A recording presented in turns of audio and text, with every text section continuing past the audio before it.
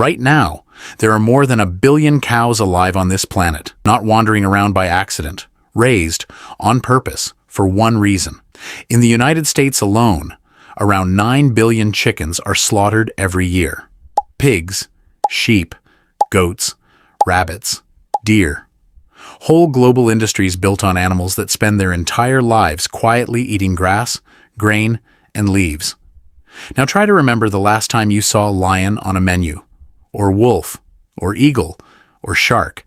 Outside of one soup you probably shouldn't be ordering anyway. Here's the strange part. Humans have hunted and farmed and eaten almost every plant eater on Earth at some point, but predators? Almost never. Not at scale, not as a staple, not as a habit. And this wasn't one culture's choice. Across nearly every continent, people with no shared language, no shared religion, no contact with each other at all, landed on the exact same quiet rule. Eat the plant eaters. Leave the meat eaters alone. And if you actually sit with that, it's odd. A wolf and a cow are both just meat, both muscle, fat, and protein, both edible, in theory.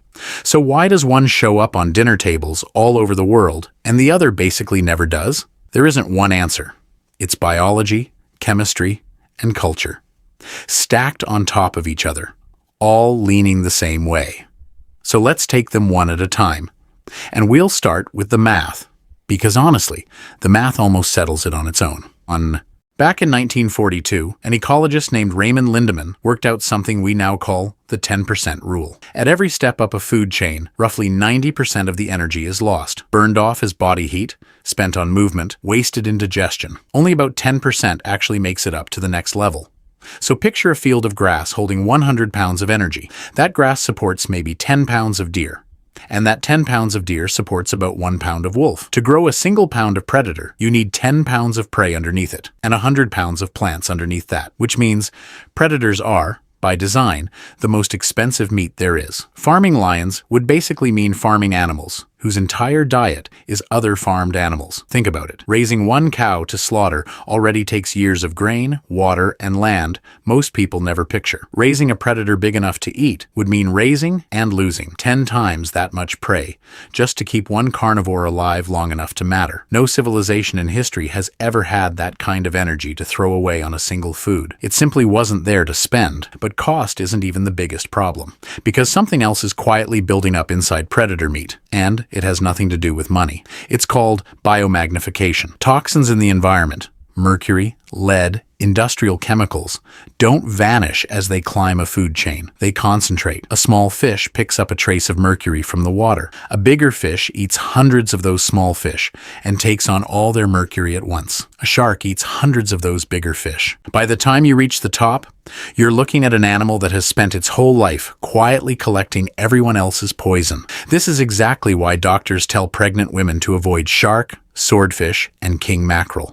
Not because those fish are unhealthy by nature, but because they sit at the very top of a chain that's been gathering toxins for years. The same pattern nearly erased the bald eagle. A pesticide called DDT washed into rivers, got absorbed by algae, concentrated in fish, then concentrated again inside the eagles that ate them. By the 1960s, DDT levels in America's apex predators were high enough to thin their eggshells, until the eggs cracked under the weight of the mother sitting on them. Bald eagle numbers fell below 1,000 nesting pairs before DDT was banned in 1972. That's what a lifetime at the top of a food chain does to living tissue. And this isn't some modern discovery. Arctic explorers learned it the hard way over a century ago. Sled dogs have known by instinct for generations, never touch polar bear liver. Human expedition teams didn't get the memo. Members of Douglas Mawson's 1911 Antarctic expedition ate husky liver out of pure desperation and came down with splitting headaches, peeling skin, and eventually organ failure. The cause was hypervitaminosis A, extreme vitamin A poisoning.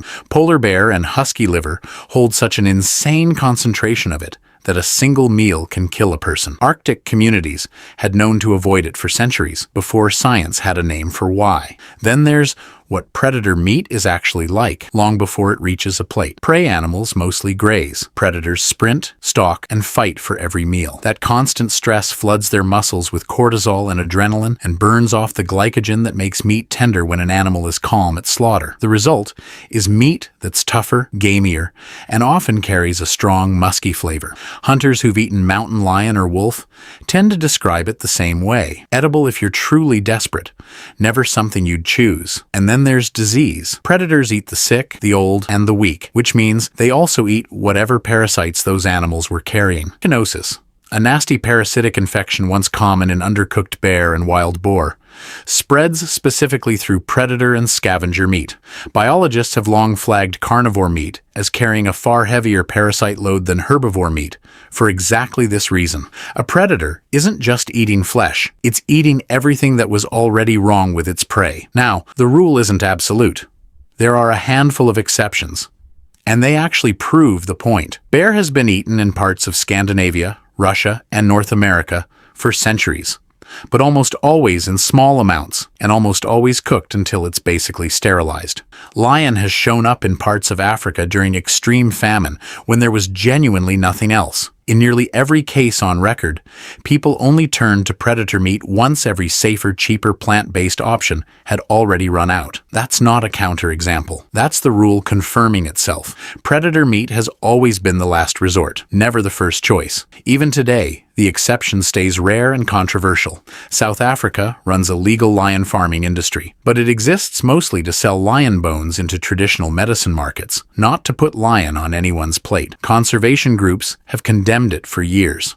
The fact that it's small, contested, and aimed at bones instead of meat only shows how firmly the rest of the world has stayed off that path. And somewhere along the way, culture caught up with biology and made the rule official. The dietary laws in Leviticus openly forbid eating birds of prey and clawed carnivores, naming eagles, vultures, and hawks directly. Islamic dietary law draws the same line, ruling out animals that hunt with fangs or talons. From ancient Israel to the Arabian Peninsula to hunting traditions across North America, the same invisible boundary kept appearing, completely independently. Eat the grazer, spare the hunter. And some anthropologists think this was never only about safety. Predators were feared, respected, often worshipped. You don't eat the animal you've built a religion around. You don't eat the creature whose skull sits on your chief's headdress or whose image guards the temple gates. Across dozens of unrelated civilizations, the lion, the eagle, the wolf, and the bear kept turning up as symbols of power and divinity, and it's hard to serve dinner out of a god. So the real answer was never just one thing. Biology, stacked on chemistry, stacked on culture, all pointing the same direction. Predator meat costs too much energy to make. It carries too much poison. It tastes worse, breaks down worse, and hides more disease. And on top of all of it, we spent thousands of years turning the animals at the top into symbols instead of meals. Every ecosystem on Earth runs on the same quiet arithmetic. Energy flows upward, and less of it survives each step of the climb. We didn't invent the rule that predators don't get eaten. We just noticed it, over and over, in every corner of the world, and built our plates around it. The wolf was never on the menu. The map decided that a very long time ago. 3 different forces. 1 quiet conclusion. 1 animal we raised by the billion. 1 we never even tried. If this rewired how you see your plate, hit subscribe, because the next one asks a question just as strange. The animals at the top were never really food. They were something we looked up to instead. And maybe that says as much about us as it does about them.